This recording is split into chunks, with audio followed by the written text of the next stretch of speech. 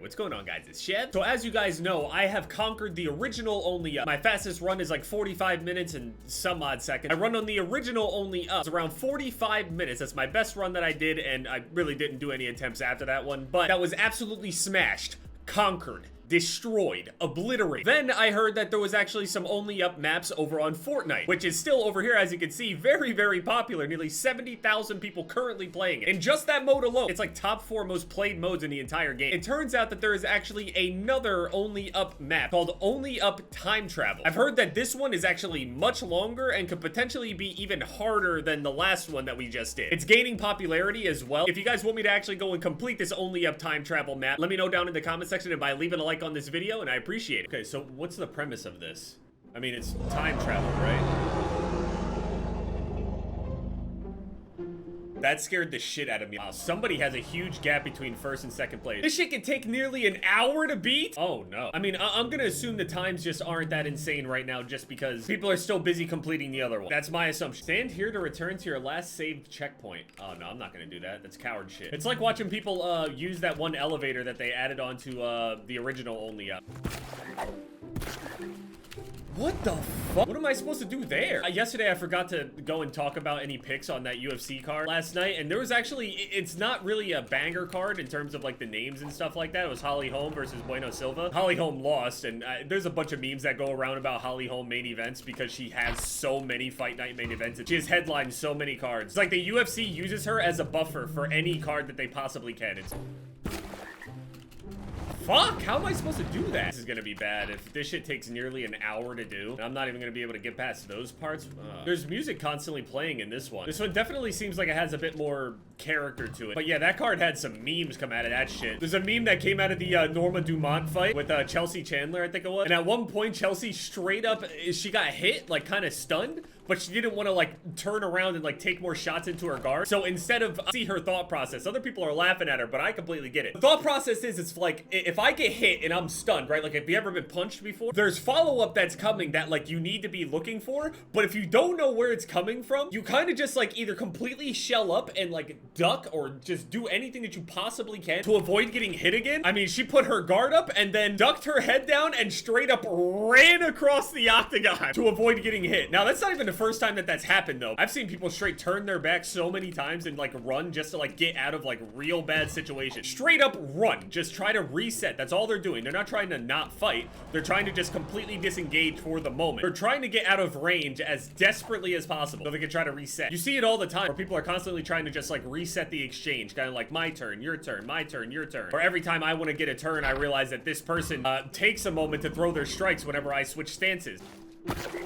Oh, fuck me, man. So yeah, there was that meme that came out of the Norma fight with the running away meme. I mean, this isn't really a meme, but Estela Nunes ended up either breaking her arm or dislocating her arm. It was bad. It was really bad, and it happened pretty quickly, too. Dudakova shot for a takedown like a single leg, and she kind of pivoted and turned when she went for the takedown. And Nunes, in order to try to break her fall, she, instead of actually breaking her fall in terms of like, breaking your fall, basically you want to fall down and just like kind of slam your arm down and then try to post. She tried to do instead though was she tried to completely catch herself and post immediately. So with all of her weight as she's falling backwards, she puts her arm down like this. You don't want to do that. You really don't want to do that. It's one of the first things that they teach you whenever you start training grappling, any takedowns, slams, throws, anything like that. They teach you how to break your fall. And they'll tell you, do not just post. Shit like that happens. Same thing whenever you're doing like hip tosses and shit like that. Whenever people are going to put their leg out for a trip, you don't want to post your leg all the way out there. Because again, if that person's weight comes all the way down on top of your leg, same shit is going to happen the same way it happened to her arm. So that was terrible. I don't know if it was a dislocation or a break, but it was really bad. There was a picture going around of the x-ray of it.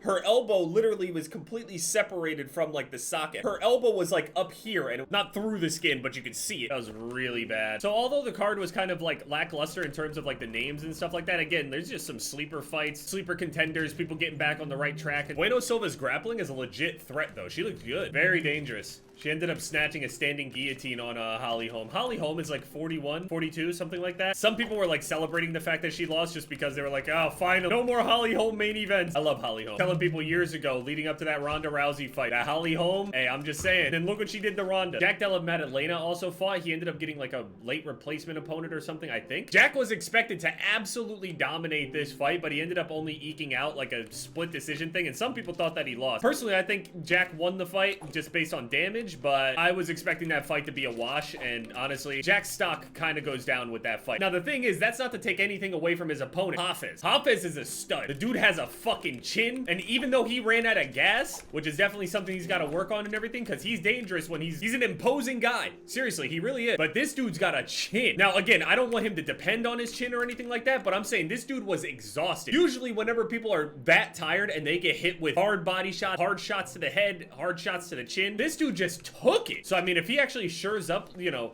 some defense, you know, maybe some pacing things, and who knows, maybe his preparation would be better if he had more time. Hafez, though, I'll definitely tune into his fights. Not that I wouldn't have tuned into pretty much the majority of the fights anyway, so. Now, whenever I see his name, I'll be like, it's that dude, okay. Breaking, Microsoft and Sony have signed a deal to keep Call of Duty on PlayStation. Phil Spencer says, oh yeah, also, didn't one of the big Xbox guys leave recently? Major Nelson, right? That guy's been around forever. Anyway, Phil Spencer says, we are pleased to announce that Microsoft and PlayStation have signed a binding agreement to keep Call of Duty on PlayStation following the acquisition of Activision Blizzard. We look forward to a future where players globally have more choice to play their favorite game. Sounds good. This definitely, you know, it helps in the sense of like worrying about whether or not, you know, one side or the other will go back on their word and, you know, try to rip it away from the other or something like that. This binding agreement should make it so that at the very least is not going to happen. Now, again, this doesn't mean that we're going to get better Call of Duties, guys. I'm just saying. Also, the amount of people, should I go get another Xbox? I could probably drive to the store and find like an Xbox for people that genuinely believed that this shit was going to go Xbox exclusive or some shit. That was never going to happen. At least not,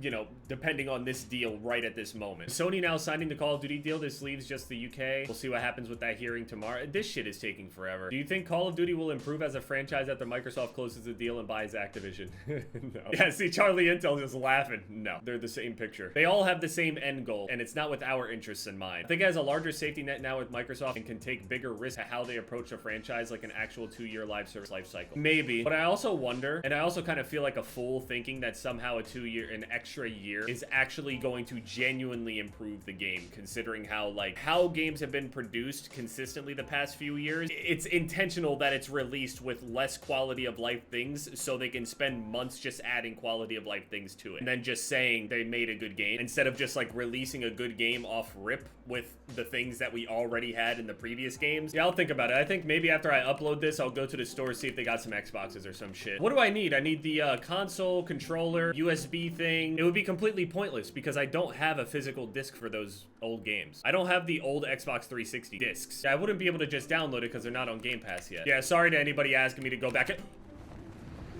Oh!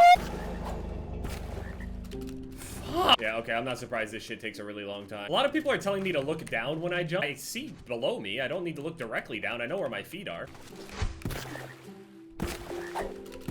Yes, yes, yes. So that's like a skip, right? It is a skip.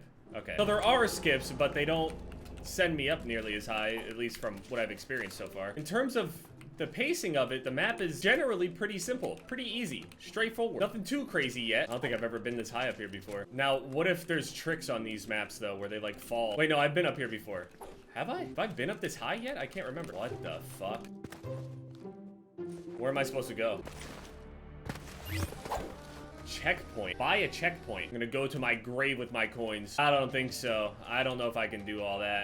It's too much of a risk. I'm not gonna fall. I don't want to, because if I fall, all the wind is gonna be sucked out of my sails. I'm done if I fall. This is long. I was not expecting it to be this long. I'm only like 600 meters up. You gain so many more meters so much more quickly on the other one because of all the launchers and shit. Okay, so the tires would have taken me all the way up here if I did it, you know, properly without falling. It definitely would save a lot of time, but I'm worried about just Yeah, I saw a post earlier on the Diablo Reddit. I'm so happy that these posts get attention and everybody actually recognizes and agrees how shit Sorcerer is. Class Fantasy is to basically be, or at least have the opportunity to be like a glass cannon kind of build. What that means is you do a bunch of damage, but you also take a bunch of damage. So a game where your character takes a lot of damage is usually a trade-off. You usually are supposed to do a lot of damage in that process, aka glass cannon. The cannon can destroy you, but it can also be destroyed very easily. That's the Class Fantasy. The Sorcerers on Diablo 4 are not glass cannon. Oh, fuck it, I'm going for it.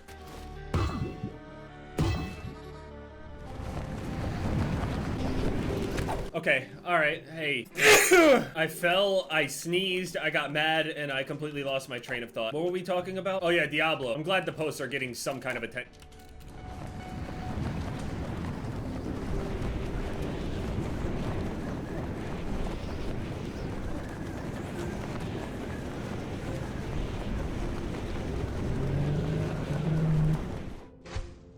At the very least, please buff Sorcerer in this update. Please. I'm gonna start the new season on a Sorcerer. Even though I know that Druid was a lot better, I had a better time on it. I want Sorcerer to be good, and I want to play Sorcerer. Please.